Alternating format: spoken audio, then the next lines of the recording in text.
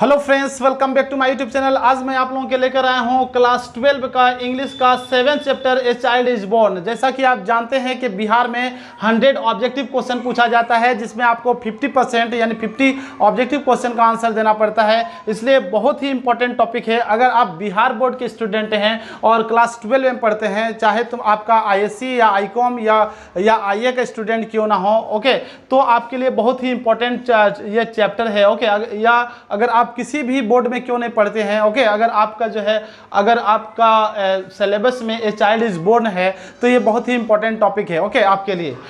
तो मैंने आपके लिए जो है 1 to 21 ऑब्जेक्टिव क्वेश्चन आपके लिए मैंने सेलेक्ट किया है। बहुत ही इंपॉर्टेंट टॉपिक है, ओके। अगर जो भी क्वेश्चन इससे ऑब्जेक्टिव क्वेश्चन, जितने सारे ऑब्जेक्टिव क्वेश्चन पूछे जा सकते हैं, उसको मैंने आपके लिए इंक्लूड किया है, ओके। तो हम लोग चलिए बात करते हैं 1 by 1, ओके। ये ए चाइल्ड इज बोर्न किसके द्वारा लिखा गया है, पॉइंट वाइज। पॉइंट 1 में देखेंगे, a child is born has been written by Germaine Greer. यानी ए चाइल्ड इज बोर्न किसके द्वारा लिखा गया है, जर्माइन ग्रियर के द्वारा लिखा गया है। तो आप याद रखेंगे ए चाइल्ड इज बोर्न किसके द्वारा लिखा गया है, तो जर्माइन ग्रियर। और ए चाइल्ड इज बोर्न क्या है, कैसे है, ये भी याद रखेंगे। इससे भी टॉप एग्जाम में कई बार पूछा गया है कि ए चाइल्ड इज बोर्न क्या है, तो कैसे है, ओके। नेक्स्ट पॉइंट को देखेंगे, she was born on 29 January, okay, 1939 at Melbourne in Australia. यानी उनकी पैदाइश जो होती है जर्माइन ग्रियर की, ओके, 29 जनवरी 1939 को मेलबोर्न में होती है, ओके। मेलबोर्न कहाँ, एक स्थान का नाम है जो ऑस्ट्रेलिया में है, ओके। तो यहाँ से आपको पूछा जा सकता है कि वो ऑस्ट्रेलियन जो है राइटर थी, ओके। तो वो फेमिनिस्ट राइटर थी, यानी जर्माइन ग्रियर एक फेमिनिस्ट यानी महिला राइटर थी, लेखिका थी, ओके। नेक्स्ट पॉइंट को देखेंगे, she was a famous feminist writer educated in Australia, okay. यानी वो बहुत ही फेमस जो है फेमिनिस्ट राइटर थी, महिला राइटर थी, लेखिका थी, और एजुकेटेड जो हुई थी, यानी उनका जो शिक्षा उनको मिला था ऑस्ट्रेलिया में मिला था। तो याद रखेंगे कहां से मिला था, ऑस्ट्रेलिया में। नेक्स्ट पॉइंट को देखेंगे, C explore the social and cultural aspects of life of women. इस निबंध में, इस ऐसे में बात करती है जर्माइन ग्रियर, वो छानबीन करती है। एक्सप्लोर का मतलब होता है छानबीन करना, खोजबीन करना, खोजना, पता लगाना। वो पता लगाती है सोशल एंड कल्चरल यानी सामाजिक और सांस्कृतिक एस्पेक्ट यानी पहलुओं को पता लगाती है, of life of women, women के जिंदगी के सामाजिक और सांस्कृतिक पहलुओं को पता लगाती है, ओके, और बात करती है। 5th पॉइंट को देखेंगे, social and cultural practices are design for male interest.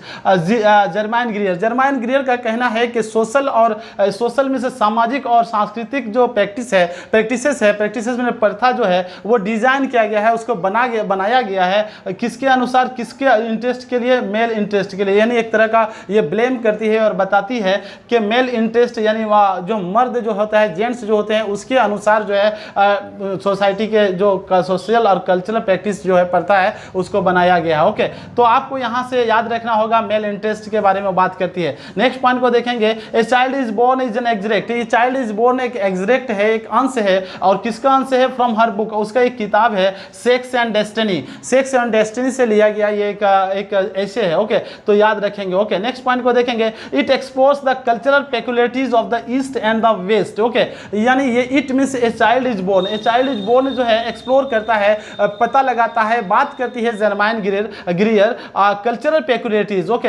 Cultural मतलब होता है सांस्कृतिक, पेक्युलरिटीज का मतलब होता है कैरेक्टरिस्टिक्स, जिसको कहा जाता है स्पेशलिटीज, ओके। यानी उसके विशेषताओं की बात करती है, किसके विशेषताओं की, the east and the west, याद रखेंगे, and the east and the west, यानी पूर्व और पश्चिम के जो है कल्चर के बारे में बताती है, संस्कृति के बारे में बताती है, ओके। रिगार्डिंग चाइल्ड बर्थ यानी किसके बारे में, चाइल्ड बर्थ के बारे में बताती है, एंड पेरेंट चाइल्ड रिलेशनशिप, और रिलेशनशिप जो होता है बच्चा का और माता पिता का, उसके बारे में बात करती है, okay.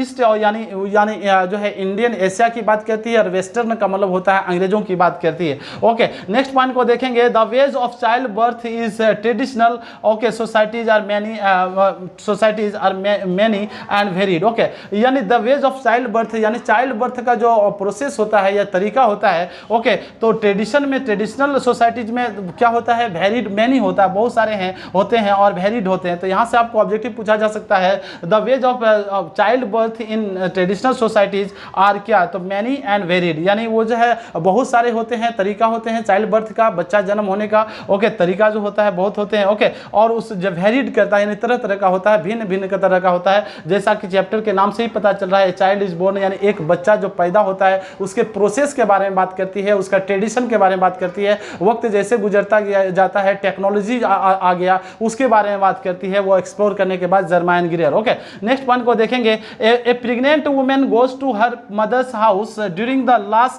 Last stage of her pregnancy. वो कहती है यानी जब पता लगाती है, जर्माइन ग्रियर बहुत ज़्यादा स्टडी करने के बाद वो बताती है कि बांग्लादेश में एक स्थान है, एक सिलहटी एक स्थान है जहाँ की औरतें क्या करती थी, बांग्लादेश की एक सिलहटी क्षेत्र था ओके बांग्लादेश में ओके, तो वहाँ की औरतें क्या करती थी, वो चली जाती थी मदर्स हाउस चली जाती थी। जब भी वो प्रेग्नेंट होती थी तो प्रेग्नेंट के दौरान जो है वो चली जाती थी मदर्स हाउस यानी मायके चली जाती थी, अपने मम्मी पापा के घर चली जाती थी लास्ट स्टेज में of her pregnancy, because she gets love and care there. क्योंकि इसलिए जाती थी क्योंकि वहाँ उसको बहुत ज़्यादा प्यार और बहुत ज़्यादा देखभाल मिलता था, यानी बहुत ज़्यादा उनका केयर किया जाता था। तो यहाँ से आपको ऑब्जेक्टिव पूछा जा सकता है कि जो है प्रेग्नेंट वुमेन कहाँ जाती थी, तो मदर्स हाउस जाती थी। कब जाती थी? During the last stage of pregnancy. Okay, क्यों जाती थी? क्योंकि उसको लव और केयर मिलता था। ओके, और 3 महीना तक, लगभग 3 मंथ्स जो है बच्चा पैदा होने के बाद जो है 3 महीना तक मायके में रहती थी। ओके, तो डर लगा रहता था। ओके, आप बात करती है जर्माइन ग्रियर के औरतों को है डर लगा रहता है कि जब तक उसको जो है बच्चा पैदा ना हो जाए, पहला बच्चा ना पैदा हो जाए, तब तक जो है उसको जो है उसका ससुराल का यानी मेंबरशिप नहीं मिलती है, यानी सदस्यता नहीं मिलती, यानी फैमिली में उसको काउंट नहीं किया जाता है, गिना नहीं जाता है, जर्माइन ग्रियर बताती है। ओके, लेकिन ऐसा जो है ऐसा वेस्टर्न सोसाइटी में, वेस्टर्न ट्रेडिशन में ऐसा नहीं होता है। ओके, वो बात करती है कि इंडिया में होता क्या है, इंडिया में जिस तरह का जो है औरत जब बच्चा पैदा करती है ओके, जब बच्चा पैदा करती है तो उस बच्चे के नाम से जो है उसको पुकारा जाता है। ओके, यानी ABCD अगर बच्चा का नाम है तो उसे ABCD की माँ को यानी मदर ऑफ ABCD कहा जाता है। ओके, लेकिन एशिया में जो है वेस्टर्न में ऐसा बोलती है कि वेस्टर्न में सोसाइटी में, पश्चिमी ट्रेडिशन में ऐसा नहीं होता है, वहाँ अपना नाम नहीं खोती है, उसको अपने ही नाम से बुलाया जाता है। लेकिन वेस्ट ईस्ट में यानी पूर्वी सोसाइटी जो होता है, ट्रेडिशन होता है, वहाँ बच्चा जो है बच्चे की माँ जो है अपना नाम खो देती है और बच्चे के नाम से उनको पुकारा जाता है। ये जर्माइन ग्रियर बताती है। ओके, तो याद रखेंगे आप जो कब जाती है, वो क्यों जाती है, लव और केयर, और कितने महीना के लिए जाती है, 3 महीना के लिए, 3 मंथ्स के लिए जाती है। The naming ceremony held when the boy is 7 days old. वो बताती है कि नेमिंग सेरेमनी होता है, नामकरण जो होता है, कितने दिन का बच्चा हो जाता है तब होता है, वो 7 days होता है। ओके, 7 days 7 दिन का बच्चा हो जाता है तो नामकरण होता है, यानी उसके बच्चा का नाम दिया जाता है। तो यहाँ से ऑब्जेक्टिव पूछा जाएगा, the naming ceremony held when the boy is what, तो 7 days ओल्ड। नेक्स्ट पॉइंट को देखेंगे, a new dress is brought for the baby and the mother. Okay, एक नया ड्रेस, जब बच्चा पैदा हो जाता है तो एक नया ड्रेस दिया जाता है, खरीदा जाता है। ओके, और किसके लिए खरीदा जाता है? बेबी के लिए और मदर दोनों, बच्चा और बच्चे के माँ दोनों के लिए खरीदा जाता है। यानी आपको बोथ भी रहेगा, बोथ भी ऑप्शन रह सकता है, या एक ऑप्शन रहेगा, तो याद रखेंगे बोथ मदर यानी the baby and the mother. Next point को देखते हैं। Okay, in traditional societies a pregnant women has to follow the conventional procedure of child birth. वो बताती है, जर्माइन ग्रियर बताती है कि ट्रेडिशनल सोसाइटी जो होता है, यानी पारंपरिक समाज में क्या होता था, एक प्रेग्नेंट वुमेन जो है उसको फॉलो करना पड़ता था, उस नियम को फॉलो करना पड़ता था। द कन्वेंशनल जो है प्रोसीड्यूर का मतलब होता है, पारंपरिक प्रोसीड्यूर का मतलब होता है प्रोसेस, प्रक्रिया को, चाइल्ड बर्थ जो होता है, बच्चे का जो जन्म होता है, उस प्रक्रिया को जो है अपनाना पड़ता है, फॉलो करना पड़ता है। ओके, नेक्स्ट पॉइंट है यहाँ, तो आपका इसमें जो है आपका ऑब्जेक्टिव पूछा जा सकता है, ये सारा रहेगा, उसके बाद द कन्वेंशनल ये आपको ऑप्शन में मिल जाएगा। ओके, नेक्स्ट पॉइंट को देखेंगे, even taboos and prohibitions help to manage anxiety. तो याद रखेंगे, टैबूस और प्रोहिबिशन का मतलब होता है निषेध, यानी मनाही करना, मना करना। ओके, तो नेक्स्ट पॉइंट देखेंगे, western women suffer mostly because they have to manage everything on their own. Germaine Greer कहती है कि वेस्टर्न सोसाइटी में, वेस्टर्न समाज में, वहाँ के वेस्टर्न जो औरतें होती है उसको बहुत ज़्यादा सफ़र करना पड़ता है, यानी परेशानी का सामना करना पड़ता है। They have to face lots of difficulties during pregnancy के दौरान बहुत सारा जो है सफ़र करना पड़ता है। क्यों करना पड़ता है? क्योंकि वो सारा जो है वो सारा मैनेज खुद करती है, यानी एवरीथिंग जो सारा काम करती है, यानी बच्चा जो प्रोसेस होता है जन्म लेने का, सारा प्रोसेस का सारा प्रक्रिया जो है का खुद जो है फेस करती है। लेकिन जो है बांग्लादेश की बात करती है, बांग्लादेश बांग्लादेश में ऐसा नहीं होता है। बांग्लादेश में क्या करते हैं, फैमिली को जो है अगर बच्चा पैदा होता है तो सारा उसका ड्यूटी कर ले, पूरा फैमिली जो है उसका उस प्रोसेस को जो है एडप्ट करता है, उस ड्यूटी समझता है। जब तक बच्चा पैदा ना हो जाए तब तक बच्चा का केयर किया जाता है। ओके, 5-6 साल तक केयर किया जाता है। ओके, मम्मी का और पापा बेटा बेटी का, ओके, बच्चे का। ओके, बांग्लादेश में वो रीड करने के बाद, स्टडी करने के बाद जर्माइन ग्रीयर सबको बताती है। ओके, नेक्स्ट पॉइंट देखेंगे, a child birth is a family affair in traditional societies. वो बताती है कि पारंपरिक जो समाज हुआ करता था, यानी पहले जो हमारा हुआ करता था समाज, तो जो चाइल्ड बर्थ होता था यानी बच्चा जब पैदा होता था तो वो अफेयर था, यानी फैमिली अफेयर था, यानी सबका काम था, पूरा परिवार का काम था कि बच्चा को किस तरह से पैदा करना है और किस तरह का कहाँ ले जाना है, किस तरह का केयर करना है, पूरा उसका ख्याल पूरा फैमिली रखता था। लेकिन वेस्टर्न में ऐसा कुछ नहीं होता है। ओके, ईस्ट की बात कर रही है। वेस्टर्न में होता है कि फैमिली जो प्रेग्नेंट होती है उसी को फेस करना पड़ता है। ओके, वो बताती है कि पापा जो है पहला जो है, फादर इज द जो है फर्स्ट जो है कहा जाता है कि फर्स्ट प्रोसेस जो होता है, तो फादर जो है प्रेग्नेंट होती है तो फर्स्ट केयरर होता है, यानी केयर करने वाला। ओके, हस्बैंड होता है। ओके, तो इससे भी ऑब्जेक्टिव पूछा जाता है कि हु इज द फर्स्ट जो है carer of a pregnant woman, तो याद रखेंगे कि वो हस्बैंड होता है। नेक्स्ट, ओके, नेक्स्ट पॉइंट देखेंगे, garlands of turmeric and garlic are worn to ward off evil spirits. वो बताती है, जर्माइन ग्रीयर बताती है, स्टडी करने के बाद जब पूरा खोजबीन करती है। ओके, बच्चा का जन्म जो होता है उसके प्रोसेस के बारे में जब खोजबीन करती है तो उसको पता लगता है कि छोटे छोटे बच्चों को जो है, जो नया बच्चा पैदा होता था उसको टर्मरिक, यानी जो है टर्मरिक का मतलब होता है हल्दी, और गार्लिक में से लहसुन का जो है उसको जो है गार्लैंड पहनाया जाता था, गार्लैंड में से माला पहनाया जाता था। क्यों पहनाया जाता था? टू वार्ड ऑफ में से बचने के लिए, इविल स्पिरिट यानी बुरे आत्माओं से बचने के लिए। इविल स्पिरिट मतलब था बुरा आत्मा, तो बुरे आत्माओं से बचाने के लिए बच्चा को जो है टर्मरिक और गार्लिक का गार्लैंड पहनाया जाता था, माला पहनाया जाता था, लहसुन और इसका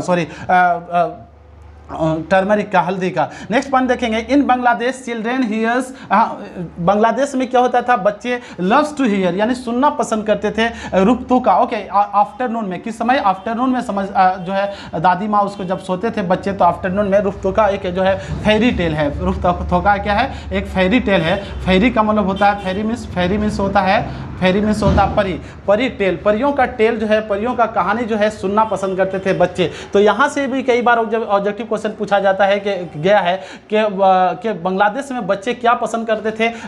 सुनना, तो लव टू हियर्स। ओके, तो रुकतुका पसंद करते थे सुनना, और कब? आफ्टरनून में करते थे। और ये रुकतुका क्या है? एक फेरी टेल है। ओके, तो पीपल, नेक्स्ट पॉइंट को देखेंगे, पीपल लोग कहते हैं Asian children do not play with toys. वो बताती है, जर्माइन ग्रीयर बताती है कि लोग कहते हैं कि एशियन जो चिल्ड्रेन होते हैं यानी एशिया में रहने वाले जो बच्चे होते हैं वो टॉयज के साथ नहीं खेलते हैं। तो यहां से ऑब्जेक्टिव पूछा जाएगा, people say that Asian children do not play what, तो विच टॉयज। याद रखेंगे, मैंने जो है अदर कलर से जो है लिखने की कोशिश की है जो आपके लिए इंपॉर्टेंट है। ओके, इन बांग्लादेश, नेक्स्ट पॉइंट को देखेंगे, in Bangladesh they don't need यानी they don't need it. Okay, इसकी जो है वो बताती है कि बांग्लादेश में जो इसको बच्चों को खिलौनों की जरूरत नहीं होती है, बल्कि they make their simple things. वो खुद साधारण छोटे छोटे गुड़िया बनाते हैं, डोल बनाते हैं मिट्टी लेके। ओके, तो ये बताती है कौन? जर्माइन ग्रीयर कहती है। तो यहाँ से आप याद रखेंगे। ओके, नेक्स्ट पॉइंट को देखेंगे, in Bangladesh under the age of 5 और 6 यानी बांग्लादेश में जो 5-6 साल के नीचे के होते हैं। ओके,